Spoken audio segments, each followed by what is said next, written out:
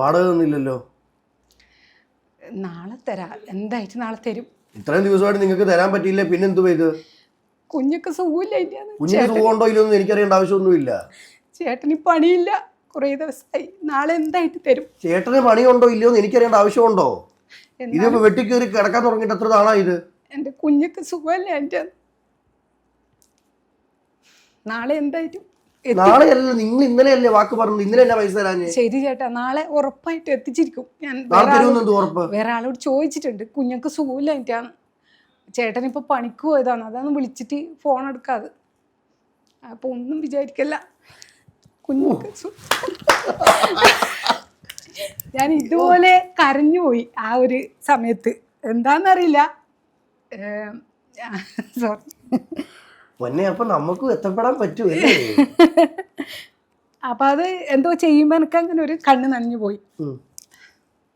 പക്ഷെ എന്താ അത് ചെയ്തെന്ന് എനിക്കറിയില്ല. ചെറിയൊരു വീടാണെങ്കിലും വാടകക്ക് നിൽക്കേണ്ടി വന്നിട്ടില്ല ഇത്ര വരെ. അപ്പൊ പെട്ടെന്ന് അതൊരു കണ്ടന്റ് എടുത്തതാ, ഒരു തോന്നല അത് ചെയ്യാം. കാരണം വേഗം എടുത്ത് പെർഫോമൻസ് വീഡിയോ അയച്ചു കൊടുക്കേണ്ട ഒരു വേവലാതിയായിരുന്നു. അപ്പൊ എന്തെങ്കിലും ഒന്ന് ചെയ്യണ്ടേ. അപ്പൊ ഞാനിങ്ങനെ മോനോട് പറഞ്ഞതാ, നീ ഒരു വാടക മുതലാളിയായിട്ട് വന്ന് ചോദിക്കുന്ന ഒരു ഇത് പറ. അപ്പോൾ ഞാനിങ്ങനെ കരഞ്ഞപ്പോൾ മോന്തരല്ലാതായി പോയി. അപ്പം അങ്ങനെ അത് അയച്ചു കൊടുത്തു. അയച്ചു കൊടുത്തപ്പോൾ ആ ചേച്ചി കൊള്ളാലോ എന്ന് പറഞ്ഞു. അപ്പോൾ വളരെ സന്തോഷമായി. പിന്നെ അത് എന്നിട്ടാണ് ഞാൻ വീട്ടിൽ ഭർത്താവോട് പറയുന്നത്. ഭർത്താവ് പണിക്ക് പോയിട്ട് വന്നിട്ട് ആ സമയത്ത് മോനെ സ്കൂളിൽ നിന്ന് വന്നിട്ട്. അപ്പോൾ പറഞ്ഞു, രാത്രി പറഞ്ഞു. അപ്പോൾ ഇവർ അച്ഛനും മക്കളും എന്നെ സുയിപ്പാക്കലയും സിനിമ ആരെ വിളിക്കോ എന്താന്ന്. കാരണം എൻ്റെ മോഹങ്ങൾ ആഗ്രഹങ്ങൾ ഞാൻ ഇവരോട് പറയുന്നില്ലല്ലോ അത്ര വരെ.